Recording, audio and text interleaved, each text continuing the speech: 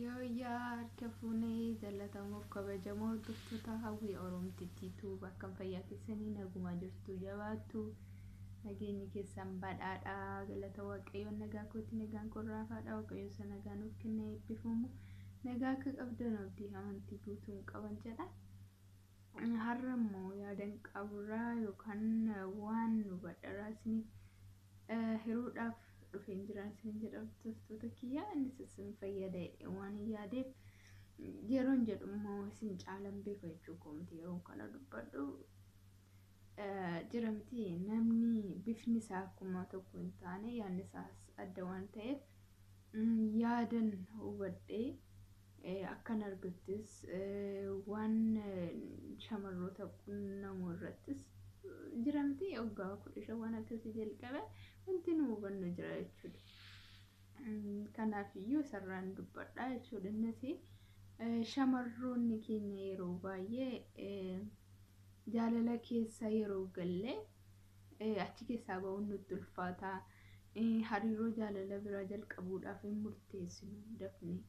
Sababiin isaayyuu jaalala isa jalqabne sana dhabuu waan hin barbaannedhaaf baay'ee isaa taagalla jechuudha.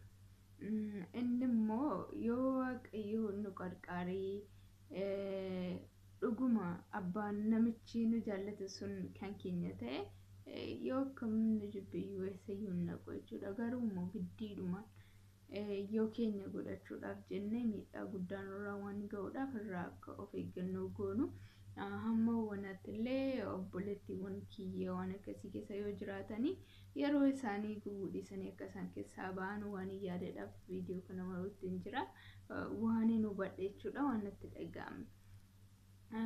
Maal seetanii amma namni tokko dhiirri tokko jaalala yoo nu gaafate jaalala waan nu gaafateef dhugaadhaan nu jaallata jechuu miti isa kana hundumti keenya beekuu qabna.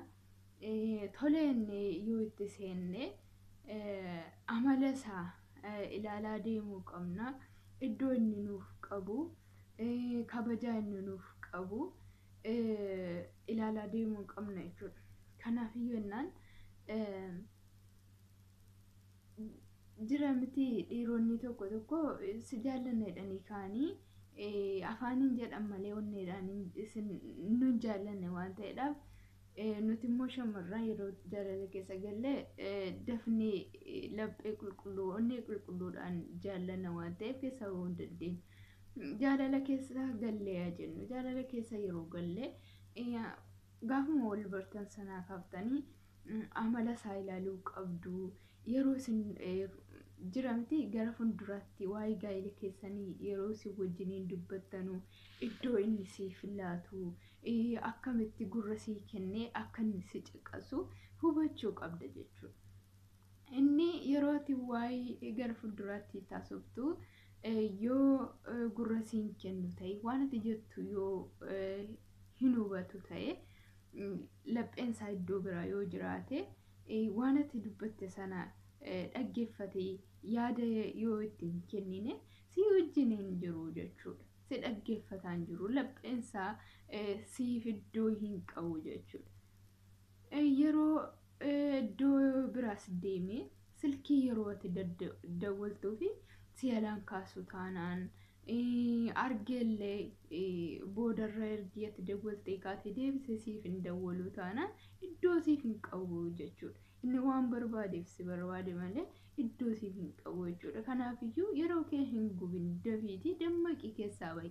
Waaqayyo kan kee kan ta'e kan siif qopheesse nama biraatiif dabarsee hin kennu kan keedhuma jechuudha. Gaa'ela waaqayyootu uume waan ta'eedhaaf gaa'ela sin dhabsiisu waaqayyo kan kee waaqayyootu beeka. Sababiin nama taaniif nu ammaaf ofii keenya akka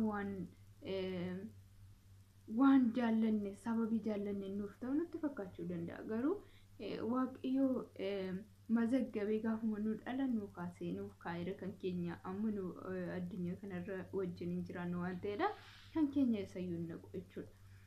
Kanaafiyyuu dammaqeensi jedha yeroo natti dawwaltee fi maal ta'e laata sababii isayyuu jaallanna maaltu irra ga'e maaliif silkiina jalaan kaasu maaltu mudate ta'a jennee cinqamne jechuudha. Garuu inni iddoo onnee isaa keessa waan hin jirreef shamarran sun kanaafidha.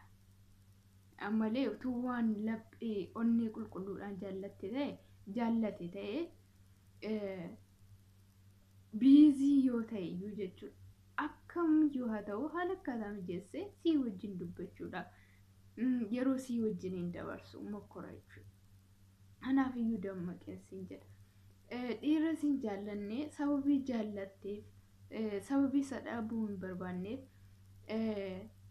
giddiidhaan harkiftee kan kon godhadha yoo jette gara fuulduraatti gubaa nizii ta'a malee jaalala mi'aa hin ta'u jechuudha. Gara gaa'ilaatti yoo seentan tirfiinsaa gubachuu tirfiinsaa galgala ganama wal caqacaquudha jechuudha. Kanaaf iyyuu nama wajjiniin jaalala sanaa jalqabdee wajjin yoo nama lamaan hin cunqursine jaalala qofaa kee cunqursite eessaan ga'uu hin dandeessu. Kanaaf iyyuu deebi'iin siin jedha.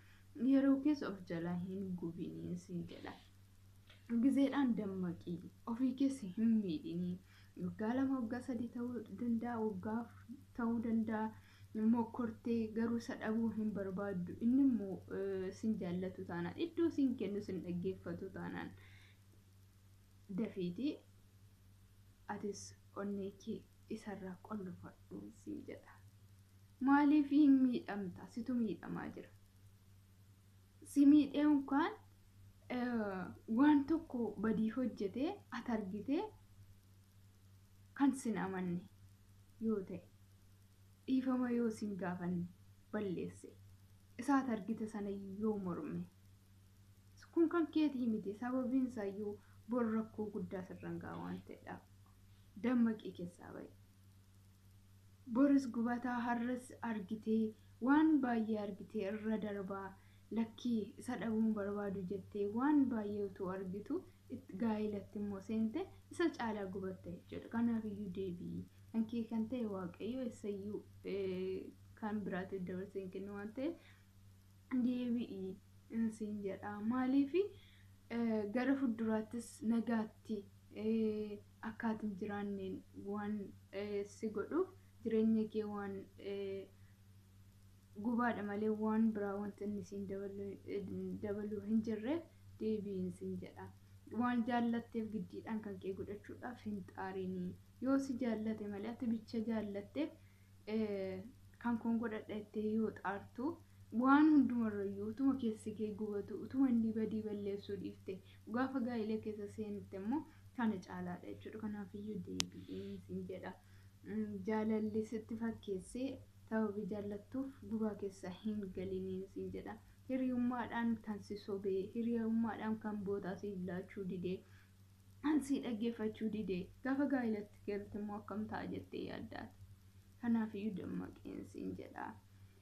Dhiirri iddoo siif hin qabne gaafaati gaa'ila waa'ee maatii haasoftu ishee hin taqabbalu. Waa'ee maatii keetii hiriyoota keetii wajjin wal barsiisuuf gaafa jettu ishiin jedhu. Maaliif sababii si hojii yeroo dheeraa jiraachuu hin barbaanneef jechuudha. Waa'ee isaa akka ati beektu gonkumaa hin barbaadu. Waa'ee isaa sitti immoo hin barbaadu. Kanaaf iyyuu deebi'i. Ofii kee hin miidhinii. Waa'ee kanaati waa'ee jaalalaa kana dhugaa jaallachuuti. Waa'ee baay'een kan maraatu jiru, baay'een kan dhukkubsatu jiru miti ma. Keessattuu immoo shamarraadhaaf baay'ee miidhaa guddaadha. Nam tokko wajjin hariiroo jaalalaa jalqabanii jaalala dhugaa yeroo jalaa badu baay'ee tokko miidhamu jechuudha. Kan biraatii wajjin hariiroo jaalalaa jalqabuullee fedhii hin qaban. Kanaaf iyyuu jalqabaatii dammaqaa.